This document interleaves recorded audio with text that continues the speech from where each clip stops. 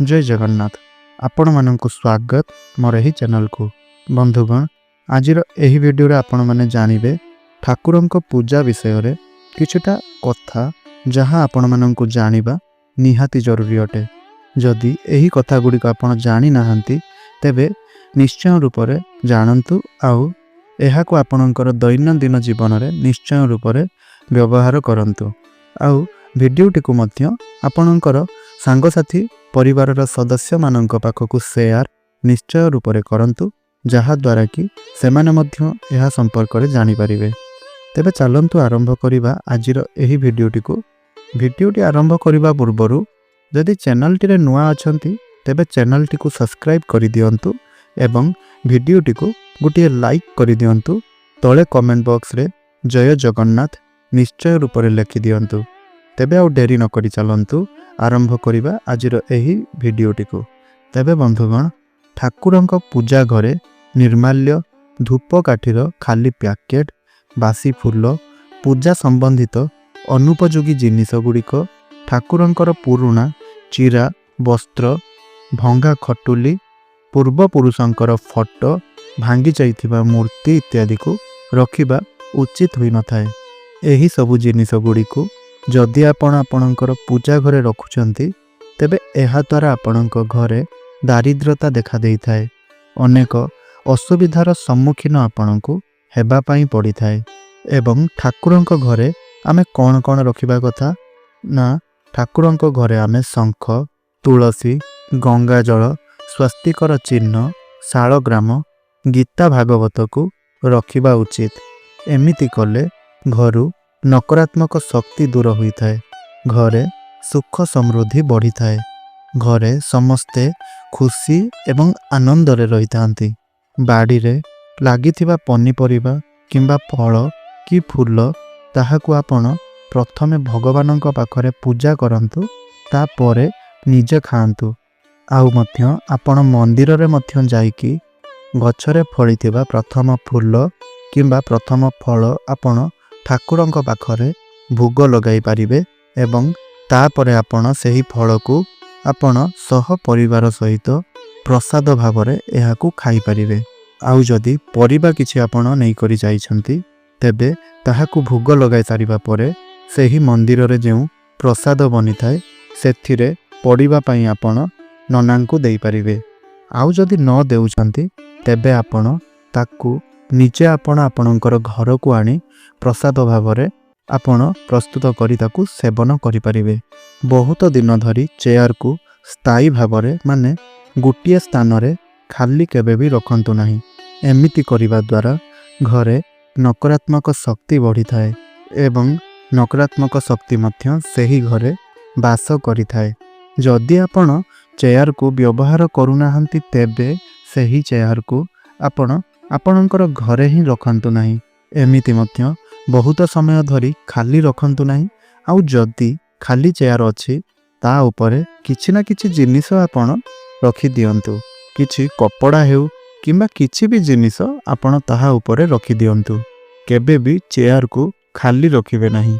आपण जदि कौनसी शुभ किंबा मंगल कार्य रे घरु बाहर को जाउछंती आउ आपण सेही कार्य रे किछि बाधा न आसीबा पई चाहुचंती ताहा हेले आपण घरु बाहरी की जीवा समय रे डाहाण पाद पके बाहर को जानतु। अर्थात घरु बाहरिबा समय रे आपणकर प्रथम पाद आपणकर डाहाण पाद ही घरर एरुंडी बंध बाहर को करंतु। एमिति कले आपणक काम रे शुभ होई थाए। नुआ तुलसी गछ घर को आनिबा पई कार्तिक मास सबुठारु शुभ होई थाए एवं कार्तिक मासरे माँ तुलसींकर पूजा कले भगवान श्रीहरि विष्णु एवं माँ लक्ष्मी कृपा मिली थाए। किंतु कार्तिक मासरे तुलसी गछ उपाड़िबा एहा तो केबे उचित नुह। आपण माने कार्तिक मासरे गछ लगाई पारिबे किंतु उपाड़िबा एहा भल होई न थाए। जदि आपणकर घरे तुलसी गछ सुखी जाइछि, जदि नारायण पाई जाइछंती ताहा हेले आपण चेर सहित नदी रे उझेई देबा उचित।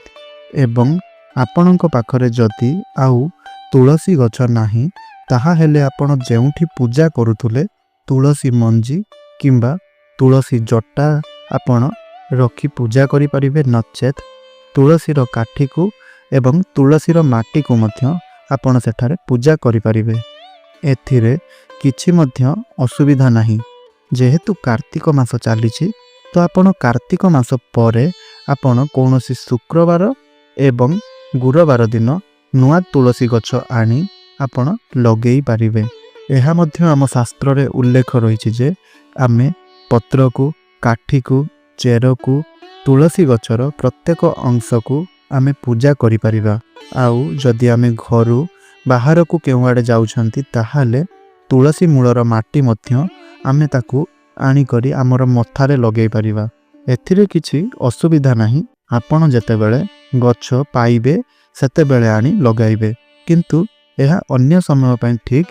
ଯେହେତୁ ଏଇଟା ଆପଣଙ୍କ ପାଇଁ କାର୍ତ୍ତିକ ମାସ ଚାଲିଛି, ତେଣୁ ଆପଣ ଏହି କାର୍ତ୍ତିକ ମାସରେ ଉପାଡ଼ନ୍ତୁ ନାହିଁ। ଅନ୍ୟ ମାସରେ ଆପଣ ଶୁକ୍ରବାର ଏବଂ ଗୁରୁବାର ଦେଖି ଆପଣ ତାକୁ ଆଣି ଲଗାଇ ପାରିବେ, ଯାହାକି ଆପଣଙ୍କ ପାଇଁ ବହୁତ ଶୁଭ ରହିବ। ଆଉ ହଁ, ଗୋଟିଏ କଥା ଧ୍ୟାନରେ ରଖିବେ, ଯେମିତିକି ସେହି ଗୁରୁବାର ଏବଂ ଶୁକ୍ରବାର ଦିନ ଯେମିତିକି କୌଣସି ପ୍ରକାରର ଏକାଦଶୀ, ପୂର୍ଣ୍ଣିମା, ସଂକ୍ରାନ୍ତି ଏହିଭଳି କିଛି ନଥିବ। କିନ୍ତୁ ରବିବାର, ସଂକ୍ରାନ୍ତି, ଅମାବାସ୍ୟା, ପୂର୍ଣ୍ଣିମା, ଚନ୍ଦ୍ରଗ୍ରହଣ, ସୂର୍ଯ୍ୟପରାଗ, ଏକାଦଶୀ, ଦ୍ୱାଦଶୀ ଏହିଭଳି ସମୟରେ ତୁଳସୀ ପତ୍ର ତୋଳିବା ଉଚିତ ହୋଇନଥାଏ। ଯଦି ଆପଣ ଏହିସବୁ ଦିନ ଗୁଡ଼ିକରେ ପତ୍ର ମାନେ ତୁଳସୀର ପତ୍ର ତୋଳୁଛନ୍ତି, ତାହେଲେ ଆପଣଙ୍କୁ ବ୍ରହ୍ମ ହତ୍ୟା ପରି ଦୋଷ ଲାଗିଥାଏ। ତେଣୁ ଏହିସବୁ ଦିନ ଗୁଡ଼ିକ ମନେ ରଖିଦିଅନ୍ତୁ, ଏହିସବୁ ତିଥି ଗୁଡ଼ିକ ମନେ ରଖିଦିଅନ୍ତୁ। ଏହିସବୁ ଦିନ ଗୁଡ଼ିକରେ କେବେ ବି ତୁଳସୀ ପତ୍ର ତୋଳିବେ ନାହିଁ। ଆଉ ଗୁରୁବାରରେ ମଧ୍ୟ କେବେ ବି ତୁଳସୀ ପତ୍ରକୁ ଛିଣ୍ଡାଇବେ ନାହିଁ। ଆଉ ମଧ୍ୟ ତୁଳସୀଙ୍କୁ ପ୍ରତିଦିନ ସକାଳୁ ଗାଧୋଇ ଜଳ ଅର୍ପଣ କରି ପୂଜା କରିବା ଭଲ। ତୁଳସୀ ମୂଳରେ ଜଳ ଅର୍ପଣ କରିବେ, ତାପରେ ତା ଚାରିପଟେ ପ୍ରଦକ୍ଷିଣା କରିବେ, ଆଉ ଥରେ ଜଳ ଅର୍ପଣ କରିବେ, ତାପରେ ପୁଣି ପ୍ରଦକ୍ଷିଣା କରିବା ଉଚିତ। ଏମିତି 3 ଥର ଜଳ ଅର୍ପଣ କରି ପ୍ରଦକ୍ଷିଣାର ବିଧି ରହିଛି। ତାପରେ ମାଙ୍କୁ ଫୁଲରେ ସଜେଇ ଘିଅର ଦୀପ ଏବଂ ଧୂପ ଜାଳିବା ଉଚିତ। ଏବଂ ତା ସହିତ ସନ୍ଧ୍ୟା ସମୟରେ ମଧ୍ୟ ମା ତୁଳସୀଙ୍କ ପାଖରେ ଧୂପ ଏବଂ ଦୀପ ଜାଳିବା ଉଚିତ। ଏମିତି କଲେ ଆପଣଙ୍କର ଘରୁ ସମସ୍ତ ନକାରାତ୍ମକ ଶକ୍ତି ଗୁଡ଼ିକ ଦୂର ହୋଇଥାନ୍ତି ଏବଂ ଆପଣଙ୍କୁ ମା ଲକ୍ଷ୍ମୀଙ୍କର କୃପା ପ୍ରାପ୍ତ ହୋଇଥାଏ। ତୁଳସୀ ପତ୍ରରେ ଭଗବାନ ଶ୍ରୀହରି ବିଷ୍ଣୁ ବାସ କରିଥାନ୍ତି। ଆପଣ ପତ୍ରକୁ କେବେ ବି ଦାନ୍ତରେ ଚୁବାଇ ସେବନ କରିବା ଉଚିତ ନୁହେଁ। ପତ୍ରକୁ ସେମିତି ହିଁ ଢୋକିବା ଉଚିତ। ଘରେ ଉଭୟ ଧଳା ତୁଳସୀ ଏବଂ କଳା ତୁଳସୀ ଲଗେଇବା ଉଚିତ।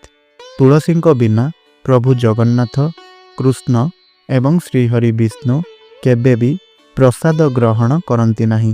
ଆପଣ ପ୍ରତିଦିନ ପୂଜାରେ ଠାକୁରଙ୍କୁ ତୁଳସୀ ପତ୍ରରେ ସଜେଇ ପାରିବେ। ତୁଳସୀ ପତ୍ର ଭୋଗରେ ମଧ୍ୟ ଅର୍ପଣ କରିପାରିବେ। ତୁଳସୀ ପତ୍ର ଶୁଖି ଯାଇଥିଲେ ଆପଣ ଏହାକୁ ମଧ୍ୟ ଧୋଇ ଶ୍ରୀକୃଷ୍ଣଙ୍କୁ, ପ୍ରଭୁ ଜଗନ୍ନାଥଙ୍କୁ ଅର୍ପଣ କରିପାରିବେ। ତୁଳସୀ ପତ୍ର କେବେ ବି ବାସି ହୁଏ ନାହିଁ। କିନ୍ତୁ ଭଗବାନ ଶିବ, ଗଣେଶ, ମା ଦୁର୍ଗାଙ୍କୁ ତୁଳସୀ ପତ୍ର କେବେ ବି ଅର୍ପଣ କରିବେ ନାହିଁ। ତୁଳସୀ ଜଟା ଯଦି ବଢ଼ି ଯାଇଥାଏ, ତାହେଲେ ଆପଣ ତୋଳି ଦେବା ଉଚିତ। ଜଟା ହେଉଛି ମାଙ୍କର ନଖ ସଦୃଶ। ଏହି ମଞ୍ଜିକୁ ପ୍ରସାଦରେ ମଧ୍ୟ ବ୍ୟବହାର କରାଯାଇପାରିବ। ସନ୍ଧ୍ୟା ସମୟରେ ଶୋଇବା, ଖାଇବା ଏହା କେବେ ବି ଉଚିତ ହୋଇନଥାଏ। ଏହି କାମ କଲେ ଘରେ ଦାରିଦ୍ରତା ଦେଖା ଦେଇଥାଏ। ସନ୍ଧ୍ୟା ସମୟରେ ମହିଳାମାନଙ୍କୁ ଚୁଟି ମୁକୁଳା କରି ରଖିବା ଉଚିତ ହୋଇନଥାଏ। ସବୁବେଳେ କେଶକୁ ବାନ୍ଧିକି ରଖିବା ଏହା ଉଚିତ ହୋଇଥାଏ। ଜୀବନରେ କେବେ ବି ବାସି ଖାଦ୍ୟ, ବାସି ଭୋଜି ଖାଆନ୍ତୁ ନାହିଁ। ଏହିସବୁ ଖାଦ୍ୟ ଖାଇଲେ ଶରୀର ଅସୁସ୍ଥ ହୋଇଯାଏ। ବାସି ଖାଦ୍ୟ ନିଜେ ଖାଆନ୍ତୁ ନାହିଁ କିମ୍ବା ଅନ୍ୟମାନଙ୍କୁ କେବେ ବି ଖାଇବା ପାଇଁ ଦିଅନ୍ତୁ ନାହିଁ। ଯେଉଁ ବାସନରେ ଆପଣ, ଯେଉଁ କଢ଼େଇ ଡେକ୍ଚି ଗୁଡ଼ିକରେ ଆପଣ ନିଜ ଖାଇବା ରୋଷେଇ କରୁଛନ୍ତି, ସେହି ବାସନକୁସନରେ ଠାକୁରଙ୍କ ପାଇଁ କେବେ ବି କୌଣସି ପ୍ରକାରର ପ୍ରସାଦ ବନାନ୍ତୁ ନାହିଁ। ଠାକୁରଙ୍କ ପାଇଁ ଅଲଗା ରୋଷେଇ କରିବା ପାଇଁ ଆପଣ ବାସନ କିଣିକରି ନିଜ ପାଖରେ ରଖିବା ଉଚିତ। ଏଥିପାଇଁ ନା କାରଣ ଆପଣ ସେହି ବାସନରେ ସବୁବେଳେ ପିଆଜ ରସୁଣ ବ୍ୟବହାର କରୁଥିବେ, ପିଆଜ ରସୁଣ ପକାଇ କରି ରୋଷେଇ କରୁଥିବେ, ଆମିଷ ରୋଷେଇ କରୁଥିବେ। ତ ଆପଣ ଥରୁଟିଏ ଭାବନ୍ତୁ, ଯେଉଁ ଜିନିଷରେ ଆପଣ ପିଆଜ ରସୁଣ ଆମିଷ ପକାଇକି ରୋଷେଇ କରୁଛନ୍ତି, କ'ଣ ସେହି ଜିନିଷରେ ଆପଣ ଭଗବାନଙ୍କର ପ୍ରସାଦ ପ୍ରସ୍ତୁତ କରିବା ଏହା କେତେ ଦୂର ଠିକ୍ ଅଟେ? ତେଣୁ ଏହି କଥାର ଧ୍ୟାନ ରଖନ୍ତୁ। କେବେ ବି ସେହି ସମାନ ବାସନରେ ଭଗବାନଙ୍କ ପାଖରେ ଲଗାଇବା ପାଇଁ କୌଣସି ବି ପ୍ରସାଦ ଆପଣ ପ୍ରସ୍ତୁତ କରନ୍ତୁ ନାହିଁ। ତେବେ ବନ୍ଧୁଗଣ, ଆଶା କରୁଛି ଭିଡ଼ିଓଟି ଆପଣଙ୍କୁ ନିଶ୍ଚୟ ରୂପରେ ଭଲ ଲାଗିଥିବ। ଯଦି ଭିଡ଼ିଓଟି ଭଲ ଲାଗିଛି ଆଉ ଏହିପରି ଭିଡ଼ିଓ ପ୍ରତ୍ୟେକ ଦିନ ଦେଖିବା ପାଇଁ ଚାହୁଁଛନ୍ତି, ତେବେ ଆପଣ ଆମର ଏହି ଚ୍ୟାନେଲଟିକୁ ସବସ୍କ୍ରାଇବ୍ କରିନିଅନ୍ତୁ ଏବଂ ଭିଡ଼ିଓଟିକୁ ଗୋଟିଏ ଲାଇକ୍ କରିଦିଅନ୍ତୁ। ତଳେ କମେଣ୍ଟ ବକ୍ସରେ ଜୟ ଜଗନ୍ନାଥ ନିଶ୍ଚୟ ରୂପରେ ଲେଖିଦିଅନ୍ତୁ। ଆଉ ଡେସ୍କ୍ରିପ୍ସନରେ ଆମର ହ୍ୱାଟ୍ସଆପ୍ ଏବଂ ଇନଷ୍ଟାଗ୍ରାମ ଚ୍ୟାନେଲର ଲିଙ୍କ୍ ରହିଛି, ତାହାକୁ କ୍ଲିକ୍ କରି ତାକୁ ଫଲୋ କରନ୍ତୁ। ଧନ୍ୟବାଦ।